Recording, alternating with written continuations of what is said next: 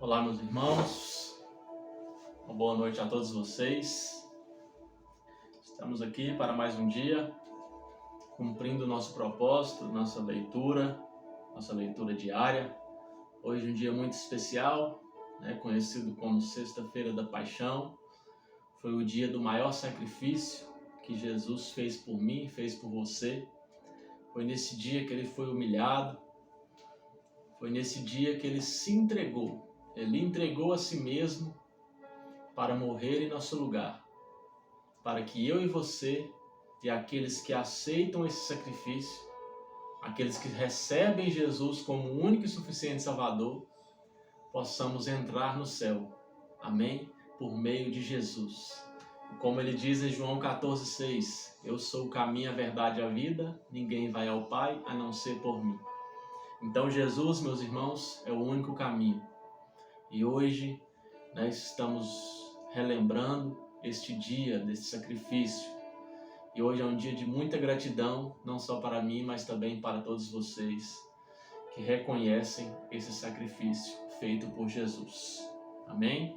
Através do Pai, através de Deus, Ele deu o seu único Filho unigênito para morrer em nosso lugar. Todo aquele que nele crê nunca perece, mas tem a vida eterna. Amém? Então, é um momento hoje, um dia muito importante para nós. Amém? Hoje iremos ler aqui o livro de Neemias. Iremos ler Neemias do capítulo 1 ao capítulo 7. Iniciaremos esse livro hoje. Glórias a Deus. Neemias, a gente sabe que ele reconstrói os muros de Jerusalém e vamos aprender isso no decorrer deste livro. Como sempre, vamos orar. Vamos colocar esse momento nas mãos do Senhor, para que o Espírito Santo venha nos dar discernimento e entendimento dessa palavra, como tem sido todos os dias. Amém? Então, curva a sua cabeça, eleve os seus pensamentos ao Senhor, abra o seu coração e vamos orar. E vamos também agradecer a Jesus por esse sacrifício que Ele fez por nós. Pai amado, Pai querido, te louvamos, meu Deus, por tudo que o Senhor tem feito em nossas vidas. Te agradeço, Pai, por esse projeto maravilhoso que o Senhor colocou no meu coração, dessa jornada, dessa leitura bíblica em 6 meses, meu Pai, que tem tanto nos ajudado a crescer na fé e vai continuar nos ajudando. Pai, nós também queremos te agradecer nesta noite por ter, meu Pai, dado o seu Filho unigênito para morrer em nosso lugar, ó Pai. Porque todos nós, meu Deus, estávamos destituídos da Tua glória. Nós, meu Deus, não tínhamos acesso ao Senhor. Antes do Teu Filho amado, Pai, pisar nessa terra e morrer no nosso lugar, só os sacerdotes entravam na presença do Senhor. Mas através, meu Deus, da morte, do sofrimento, da humilhação do Seu Filho amado Jesus, o véu se rasgou, meu Pai. E através de Jesus nós temos acesso ao Senhor. E através do Espírito Santo nós temos acesso a essa palavra, meu Pai. Então nós te louvamos, meu Deus, e te agradecemos, ó Pai. Por Senhor ter tido misericórdia, Pai, de cada um de nós. Por ter amado tanto o mundo, como diz em João 3,16, o versículo coração da Bíblia. O Senhor amou tanto o mundo, o Senhor amou tanto o ser humano, que deu o seu Filho para morrer em nosso lugar. E pelas suas pisaduras fomos sarados, ó Pai. Então, obrigado, Senhor. Nós te agradecemos. E você, meu irmão, que está aí do outro lado dessa tela, agradeça a Deus por isso. Agradeça a Jesus. Valorize o sacrifício. Mantenha-se longe do pecado. Porque Jesus te basta. A graça te basta. A graça nos basta. A graça nos alcançou. E é pela graça que somos salvos. É um preço que nós não podemos pagar. Aleluia. Aleluia. Mas podemos honrar esse sacrifício, servindo a Jesus nessa terra, ganhando almas, odiando o pecado e lutando contra o inimigo todos os dias da nossa vida, levando o Evangelho a toda criatura. Então essa é a oração que eu e meus irmãos fazemos nesta noite, meu Pai. Obrigado, obrigado. Você que está aí do outro lado dessa tela pode dizer, como eu vou dizer agora: eu te amo, Jesus. Nós te amamos, Jesus. Nós te louvamos e te agradecemos. Amém. Aleluia. Glória a Deus, irmãos. Aleluia. Jesus é lindo, irmãos. Glória a Deus. Jesus é lindo e às vezes somos tão falhos com Ele. Ele não merece isso. Ele merece o nosso melhor. Ele merece a nossa dedicação. Ele merece a nossa renúncia. Ele merece a nossa atenção nesta palavra. Jesus merece isso, irmãos. E que possamos dar isso a Ele todos os dias. Aleluia. O primeiro mandamento é amar a Deus sobre todas as coisas. E o segundo mandamento, não tão diferente do primeiro, é amar o próximo como a si mesmo. Então é o amor, meus irmãos. Ame a si mesmo. Ame o próximo também. Aleluia. Estenda a mão para o próximo. Glória a Deus. A presença de Jesus está aqui neste lugar e eu creio que você também está sentindo a presença aí. Então vamos à nossa leitura. Que Jesus possa continuar aqui do meu lado, que o Espírito Santo possa continuar do meu lado. E aí também com você. Em nome de Jesus. Aleluia. Neemias capítulo 1. Neemias ora por Jerusalém. Esta é a história de Neemias, filho de Acalias. No mês de Quisleu, no ano 20 do reinado de Artaxerxes, rei da Pérsia, eu, que me chamo Neemias, estava em Suzã, a capital do país. Anani, um dos meus irmãos, chegou de Judá com um grupo de outros judeus. Então eu pedi notícias da cidade de Jerusalém e dos judeus que haviam voltado do cativeiro da Babilônia. Eles me contaram que aqueles que não tinham morrido e haviam voltado para a província de Judá estavam passando por grandes dificuldades. Contaram também que os estrangeiros que moravam ali por perto os desprezavam.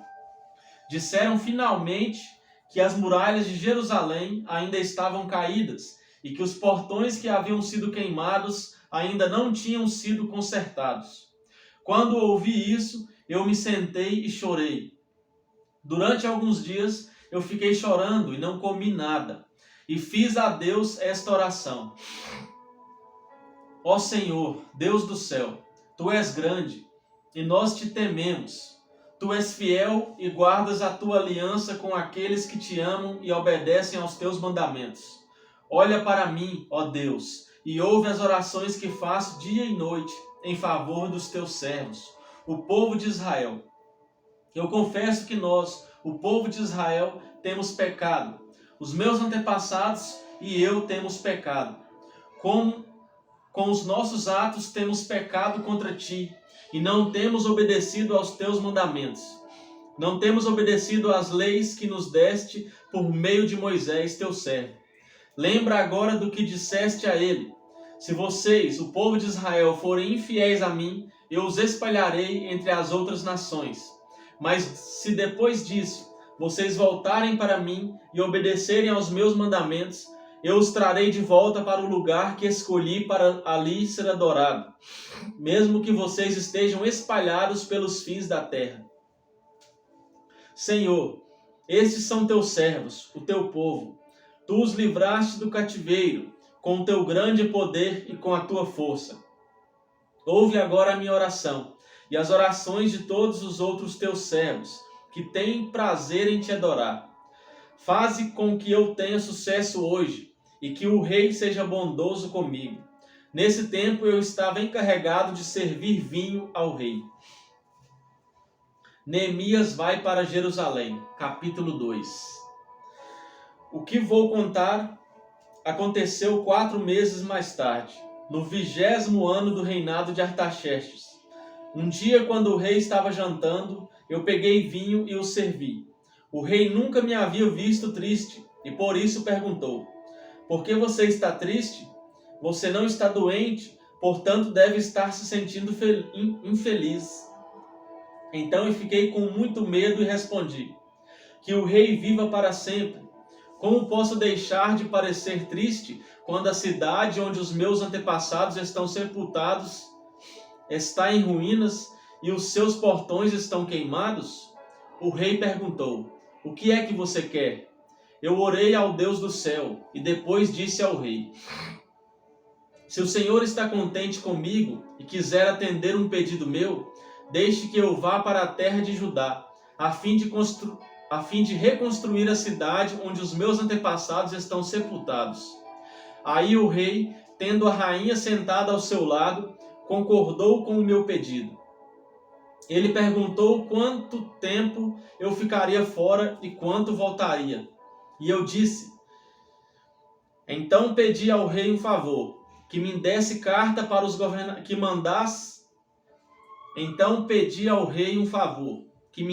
cartas para os governadores da província do Eufrates Oeste, com instruções para que me deixassem passar até chegar à região de Judá. Também pedi uma carta para Asaf, o guarda florestal do rei, mandando que me desse madeira para fazer os portões da fortaleza que protege o templo e para fazer as muralhas da cidade e a casa onde eu iria morar. E o rei me deu tudo o que pedi, porque Deus estava comigo. O rei mandou que fossem comigo alguns oficiais do exército e uma tropa da cavalaria. Então eu viajei para a província do Eufrates Oeste, e ali entreguei aos governadores as cartas do rei. Mas Sambalate, da cidade de Bet-Horon, e Tobias, um oficial do país de Amon, ficaram muito zangados quando souberam que alguém tinha vindo para ajudar o povo de Israel.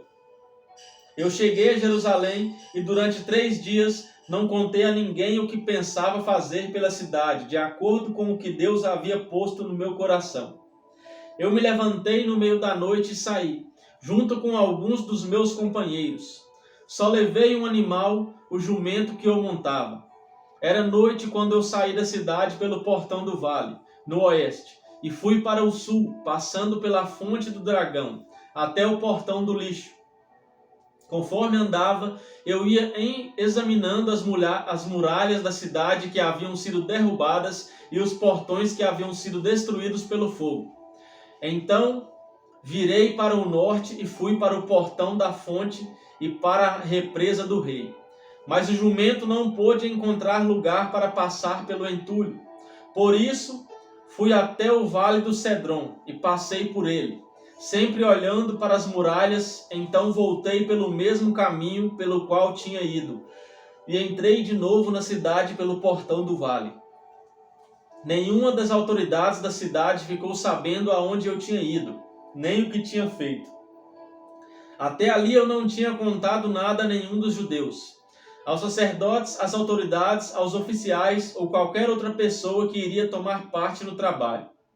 Mas aí eu lhes disse: vejam como é difícil a nossa situação. A cidade de Jerusalém está em ruínas e os seus portões foram destruídos. Vamos construir de novo as muralhas da cidade e acabar com essa vergonha. Então contei a eles como Deus havia me abençoado e me ajudado, e também contei o que o rei me tinha dito. Eles disseram: vamos começar a reconstrução, e se aprontaram para começar o trabalho. Porém Sambalate, Tobias e um árabe chamado Gesem souberam do que estávamos fazendo. Eles começaram a rir e a caçoar de nós e disseram: o que é que vocês estão fazendo? Vocês vão se revoltar contra o rei? Eu respondi: o Deus do céu nos dará sucesso. Nós somos servos dele e vamos começar a construir. Mas vocês não podem ser donos de nenhuma propriedade em Jerusalém. Não têm nenhum direito de cidadãos e não têm nenhuma parte nas tradições religiosas do povo de Israel. A reconstrução das muralhas. Capítulo 3. As muralhas da cidade foram reconstruídas da seguinte maneira: Eliasibe, o grande sacerdote, e os seus colegas sacerdotes reconstruíram o portão das ovelhas. Depois o inauguraram e puseram os portões nos seus lugares. Eles reconstruíram as muralhas até a Torre do Sem e até a Torre de Ananel. Os homens de Jericó construíram o trecho seguinte. Zacur, filho de Imri, construiu o trecho seguinte. O grupo de famílias de Asenaá construiu o portão dos peixes. Eles puseram as vigas e os portões nos seus lugares e colocaram os trincos e as trancas. As 3 partes seguintes foram construídas por estes homens. A primeira por Meremote, filho de Urias e neto de Acós. A segunda por Mesulã, filho de Berequias e neto de Mesesabel. E a terceira por Zadok, filho de Baaná. Os homens na cidade de Tecoa construíram o trecho seguinte, mas os homens importantes da cidade não quiseram fazer o trabalho braçal que os mestres de obras mandaram. Joiada, filho de Pazéia, e Mesulã, filho de Besodias, reconstruíram o portão velho. Eles puseram as vigas e os portões nos seus lugares e colocaram os trincos e as trancas. Melatias de Gibeão, Jadom de Meronote e os homens da cidade de Gibeão e de Mispa construíram o trecho seguinte, chegando até a casa do governador da província do Eufrates Oeste. Uziel, filho de Araías, que era ourives, construiu o trecho seguinte. Ananias, que era perfumista, construiu o trecho seguinte até a muralha larga. Refaías, filho de Ur, governador de metade do distrito de Jerusalém, construiu o trecho seguinte. Gedaías, filho de Arumafe, construiu o trecho seguinte, perto da sua casa. Atus, filho de Azabineias, construiu o trecho seguinte. Malquias, filho de Arim, e Assub, filho de Paate-Moabe, construíram o trecho seguinte, e a Torre dos Fornos. Salum, filho de Aloés, governador da outra metade de Jerusalém, construiu o trecho seguinte. As suas filhas o ajudaram no trabalho. Anum e os moradores de Zanoa reconstruíram o portão do vale. Eles puseram os portões no lugar, colocaram os trincos e as trincas e consertaram 500 metros de muralha até o portão do lixo. Malquias, filho de Recabe, governador do distrito de Bet-Aquerem, reconstruiu o portão do lixo. Ele pôs os portões no lugar e colocou os trincos e as trancas. Salum, filho de Col-Oze, governador do distrito de Mispa, reconstruiu o portão da fonte. Ele fez uma cobertura, pôs os portões no lugar e colocou os trincos e as trancas. Na represa de Selá, ao lado do jardim do rei, Salum construiu a muralha até as escadas que descem da cidade de Davi. Neemias, filho de Asbuque, governador de metade do distrito de Bet-Zur, construiu o trecho seguinte, até a sepultura de Davi, até a represa e até as barracas dos soldados.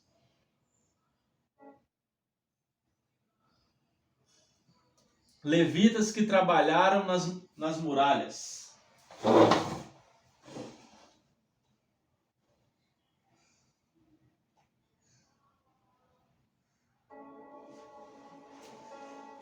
Capítulo 3. As muralhas da cidade foram reconstruídas da seguinte maneira. Eliasibe, o grande sacerdote, e os seus colegas sacerdotes reconstruíram o portão das ovelhas. Depois o inauguraram e puseram os portões nos seus lugares. Eles reconstruíram as muralhas até a Torre do Sem e até a Torre de Ananel. Os homens de Jericó construíram um trecho seguinte. Zacur, filho de Imri, construiu o trecho seguinte. O grupo de famílias de Asenaá construiu o portão dos peixes. Eles puseram as vigas e os portões nos seus lugares e colocaram os trincos e as trancas.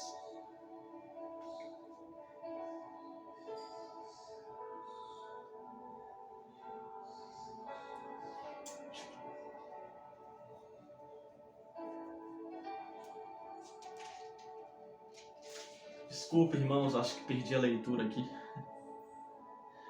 levitas que trabalharam nas muralhas. Estava voltando lá atrás.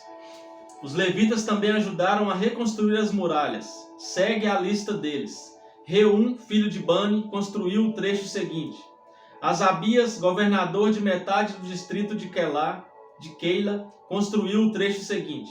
Bavai, filho de Enade, governador da outra metade do distrito de Keila, construiu o trecho seguinte. Ezer, filho de Jesua, governador de Mispa, construiu o trecho seguinte, em frente do depósito de armas, até o lugar onde a muralha faz esquina. Baruque, filho de Zabai, construiu o trecho seguinte, desde a esquina da muralha até a porta da casa de Eliasibe, o grande sacerdote. Meremote, filho de Urias e neto de Acós, construiu o trecho seguinte, desde a porta da casa de Eliasibe até o fim da casa. Sacerdotes que trabalharam nas muralhas. Os sacerdotes também ajudaram a reconstruir as muralhas. Segue a lista deles.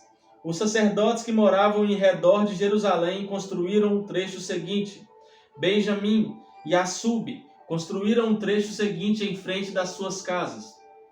Azarias, filho de Maazéias e neto de Ananias, construiu o trecho seguinte em frente da sua casa.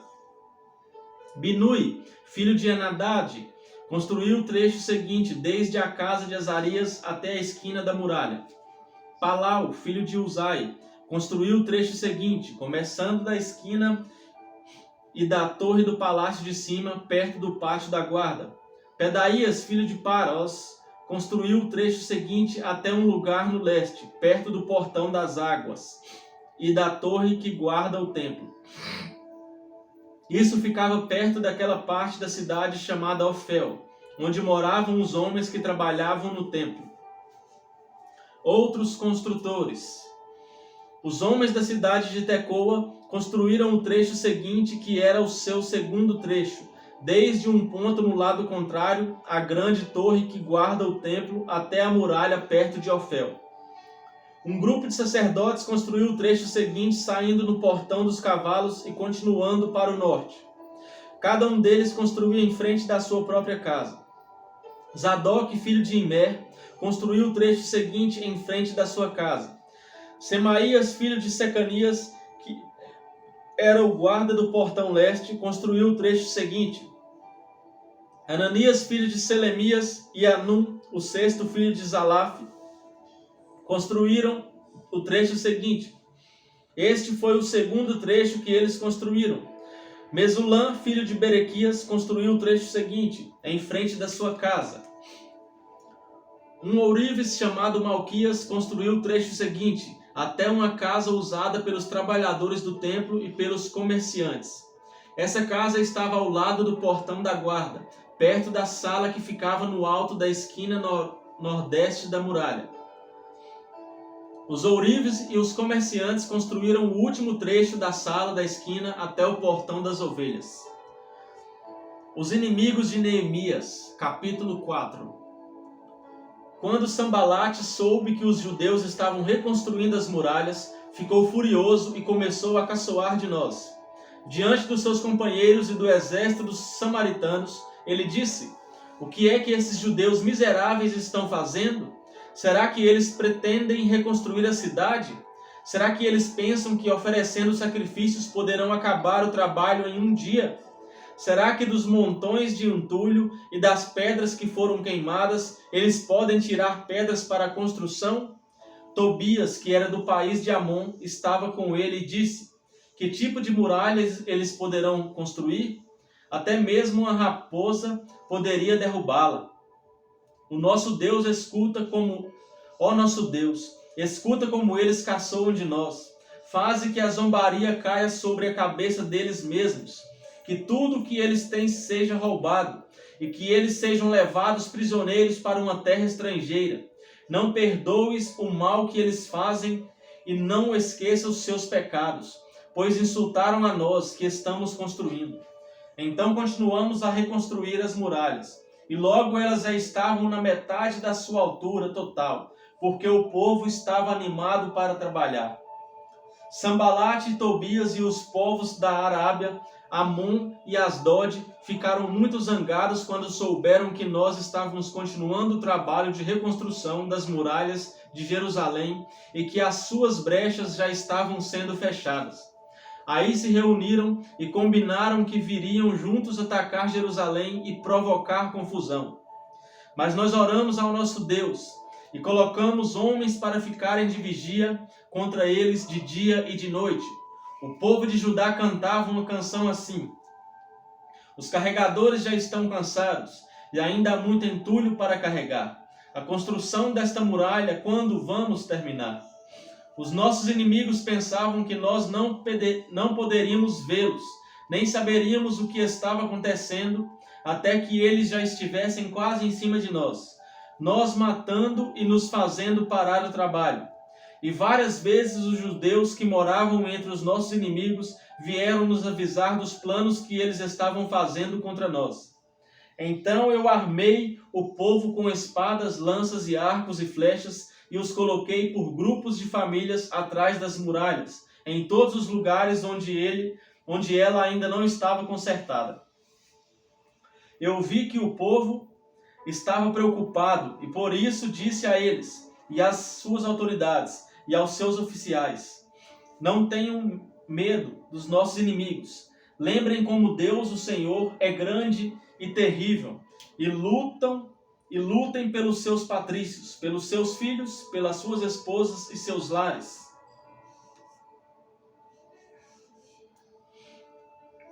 Os nossos inimigos ficaram sabendo que nós havíamos descoberto o que eles estavam planejando e compreenderam que Deus havia atrapalhado seus planos. Então todos nós voltamos para o nosso trabalho na reconstrução das muralhas. Daí em diante, metade dos homens trabalhava, enquanto os outros ficavam de guarda, armados com lanças, escudos, arco e flechas e armaduras. E as autoridades deram todo o seu apoio às pessoas que estavam reconstruindo a muralha. Cada pessoa carregava materiais de construção numa das mãos e na outra carregava uma arma.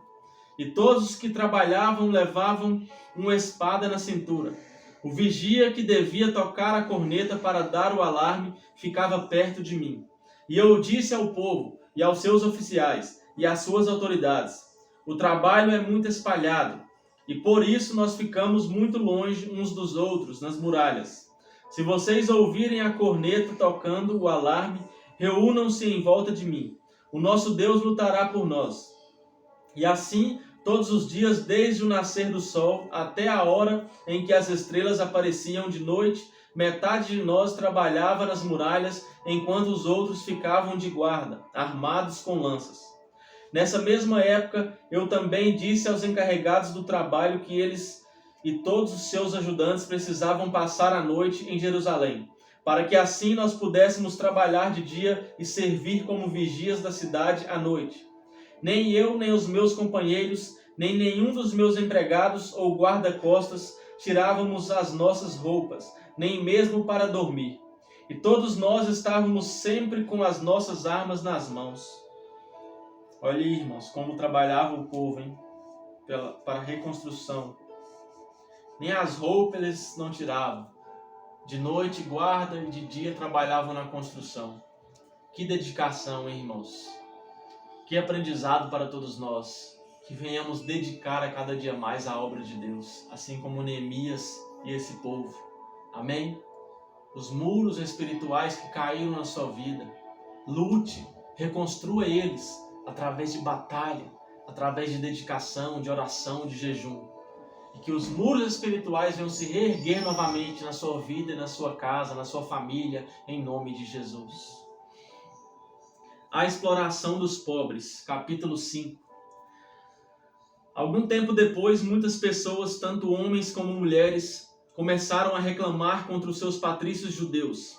Alguns diziam: as nossas famílias são grandes e precisamos de trigo para nos alimentarmos e continuarmos vivos. Outros diziam: para não morrermos de fome, nós tivemos de penhorar os nossos campos, as nossas plantações de uvas e as nossas casas, a fim de comprar trigo.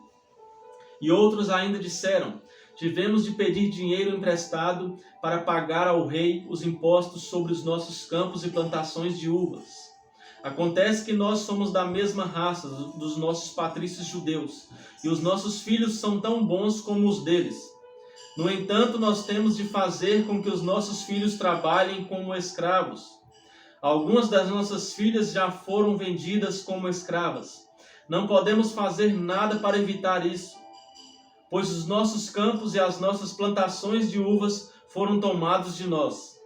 Quando eu, Neemias, ouvi essas queixas, fiquei zangado e resolvi fazer alguma coisa.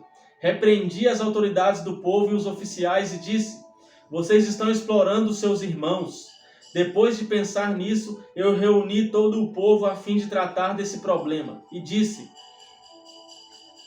de acordo com as nossas posses, nós temos comprado dos estrangeiros os nossos patrícios judeus que tiveram de se vender a eles como escravos. E agora vocês que são judeus estão forçando seus próprios patrícios a se venderem a vocês. As autoridades ficaram caladas e não acharam nada para responder. Então eu disse: o que vocês estão fazendo é errado. Vocês deviam temer a Deus e fazer o que é direito, em vez de dar aos nossos inimigos, os não-judeus, razão para caçoar de nós. Eu e os meus companheiros e os homens que trabalham para mim temos emprestado dinheiro e trigo ao povo, e agora vamos perdoar essa dívida. Portanto, vocês também perdoem todas as dívidas deles, dinheiro, vinho ou azeite, e devolvam agora mesmo os seus campos, as suas plantações de uvas e de oliveiras e as suas casas.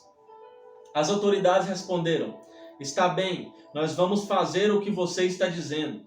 Vamos devolver as propriedades e não vamos cobrar as dívidas. Então eu chamei os sacerdotes e fiz as autoridades jurarem que cumpririam essa promessa.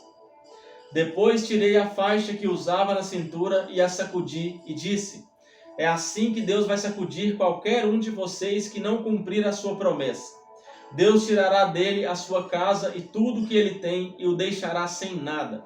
E todos os que estavam ali disseram: amém, que assim seja. Aí louvaram a Deus o Senhor e cumpriram a promessa que haviam feito. Aleluias. A bondade e a honestidade de Neemias.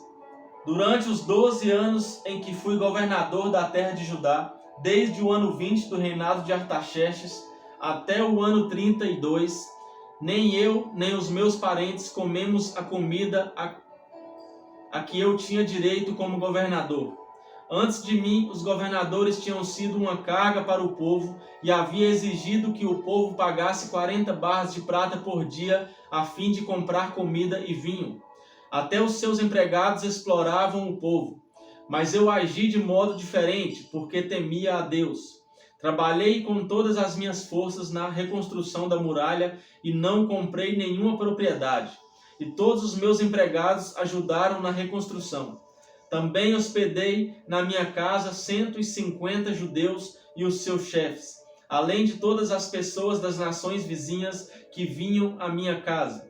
Todos os dias eu mandava preparar um boi, 6 ovelhas das melhores e muitas galinhas. E cada 10 dias eu mandava vir uma nova remessa de vinho. Mas eu sabia que o povo tinha de trabalhar no pesado. Por isso não pedi o dinheiro da comida a que eu, como governador, tinha direito. Ó Deus, eu te peço que leves em conta tudo o que fiz por este povo. Olha aí, irmãos, o que Neemias fazia. Emprestava e não cobrava, cuidava do povo, dava alimento. E hoje em dia, muitas das vezes, nós emprestamos um dinheiro para o irmão da igreja e às vezes ele não tem condições de nos devolver. A gente fica com raiva, a gente vira a cara. Mas, irmãos, se você tem condições de perdoar a dívida, perdoe. Porque isso é o Evangelho. Isso é a palavra. Neemias ainda trabalhava. Hoje em dia falta irmãos para fazer a obra na igreja. Falta irmãos para trabalhar de servente um dia na igreja. Quando a igreja está em obras, os irmãos querem cobrar para trabalhar na obra do Senhor. Eu mesmo, irmãos, não cobro. Quando eu estou à disposição, agora mesmo que eu estou de férias, a gente fez algumas obras na igreja, eu estava ali. Porque eu não estou fazendo para o humano, para o ser humano. Eu estou fazendo para Deus, eu estou zelando da casa de Deus. Amém? Então que todos nós sejamos assim.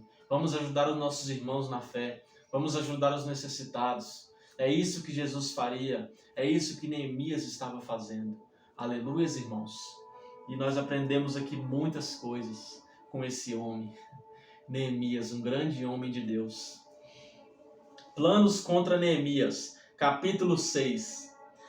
Sanbalate, Tobias, Gesem e o resto dos nossos inimigos souberam que nós havíamos terminado de reconstruir a muralha e que não havia mais brechas nela, embora ainda não tivéssemos colocado os portões nos seus lugares. Então Sanbalate e Gesem me mandaram um recado.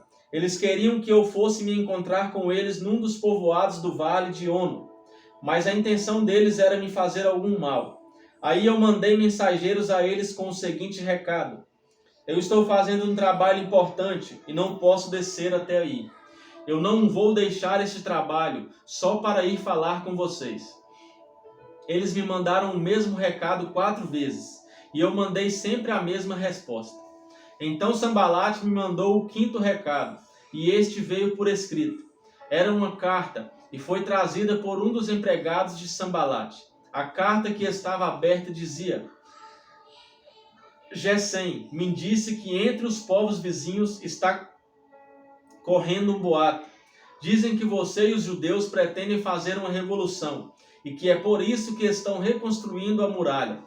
Ele disse também que o seu plano é se tornar o rei deles e que você já arranjou alguns profetas para dizerem em Jerusalém que você é o rei de Judá. O rei Artaxerxes certamente vai saber disso, e por isso proponho que nós dois nos encontramos para conversar a respeito dessa situação. Eu mandei a seguinte resposta: nada do que você está dizendo é verdade. Foi você quem inventou tudo isso. O que eles queriam era nos meter medo para não continuarmos o trabalho. Agora, ó Deus, aumenta as minhas forças. Nessa época, Semaías, filho de Delaías e neto de Meetabel, estava proibido de sair de casa. E por isso fui visitá-lo. Ele me disse: nós dois precisamos nos esconder juntos no lugar santo, no templo.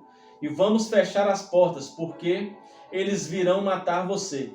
Sim, qualquer noite destas, eles virão matá-lo. A isso respondi: eu não sou do tipo de homem que foge e se esconde. Você pensa que eu tentaria salvar a minha vida me escondendo no templo? Eu não vou fazer isso, de jeito nenhum. Quando comecei a pensar nesse assunto, compreendi que Deus não havia falado com Semaías, e sim que Tobias e Sanbalate haviam pago a ele para me dar aquele conselho. Eles lhe deram dinheiro para me fazer ficar com medo e assim pecar. Aí eles poderiam acabar com o meu bom nome e me humilhar. Ó meu Deus! Lembra do que Tobias e Sanbalate fizeram e castiga-os. Lembra também da profetisa Noadias e dos outros profetas que tentaram me fazer ficar com medo. Termina a construção das muralhas. As muralhas foram terminadas no dia 25 do mês de Elu, depois de 52 dias de trabalho. Então os nossos inimigos das nações vizinhas souberam disso e ficaram desmoralizados, porque todos ficaram sabendo que o trabalho havia sido feito com a ajuda do nosso Deus. Durante esse tempo, as autoridades dos judeus haviam escrito muitas cartas a Tobias e haviam recebido várias cartas dele. Muita gente de Judá estava do lado de Tobias, porque ele era genro de um judeu chamado Secanias, filho de Ará. Além disso, o seu filho Joanã havia casado com a filha de Mesulã, filho de Berequias. Na minha frente falavam das boas coisas que Tobias havia feito e contavam a ele tudo o que eu dizia. E Tobias continuou a me mandar cartas para ver se conseguia me fazer ficar com medo. Capítulo 7. Agora as muralhas estavam reconstruídas e os portões estavam todos colocados nos seus lugares. Foi marcado o trabalho dos guardas do templo, dos cantores e dos levitas. Para governar a cidade de Jerusalém, eu coloquei 2 homens, o meu irmão Anani e Ananias, o oficial comandante da fortaleza. Ananias era um homem fiel e temia a Deus mais do que qualquer outro. Eu disse aos dois que só mandassem abrir os portões de Jerusalém quando o sol começasse a esquentar, e que mandassem fechar e trancar os portões antes que os guardas deixassem o serviço, na hora do pôr do sol. Também ordenei que escolhessem guardas entre o povo que morava em Jerusalém. Alguns deles deviam ficar de guarda em certos lugares, e os outros deviam tomar conta da área em frente das suas próprias casas. Lista dos que voltaram do cativeiro. A cidade de Jerusalém era grande, mas não tinha muitos moradores, e eram poucas as casas que já haviam sido reconstruídas.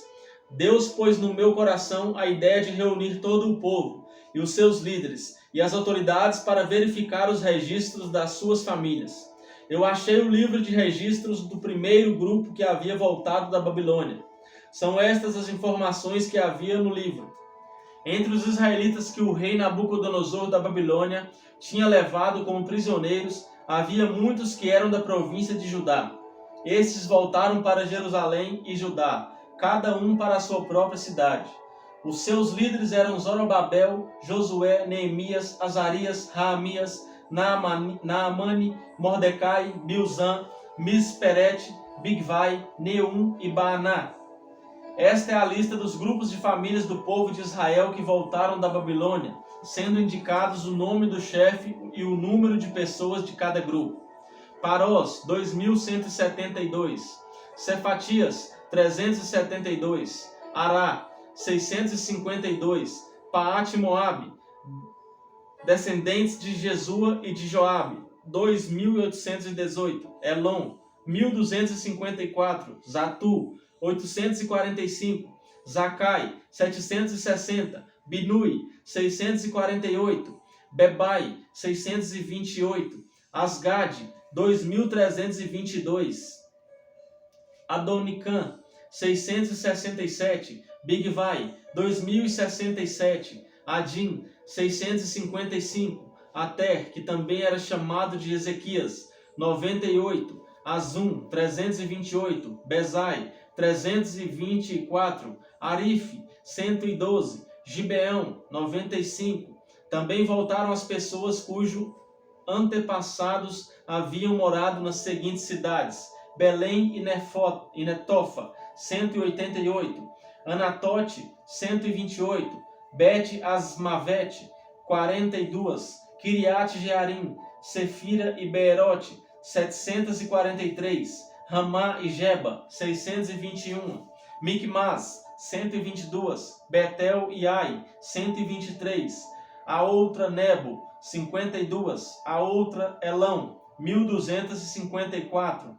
Arim, 320. Jericó, 345. Lode, Adide e Ono, 721. Senaá, 3.930. Esta é a lista dos grupos de famílias de sacerdotes que voltaram do cativeiro. Jedaías, descendentes de Jesua, 973. Imer, 1052. Pazur, 1247. Arim, 1017. Grupos de famílias de levitas que voltaram do cativeiro. Jesua e Cadmiel, descendentes de Odavias, 74. Músicos do templo, descendentes de Asaf, 148.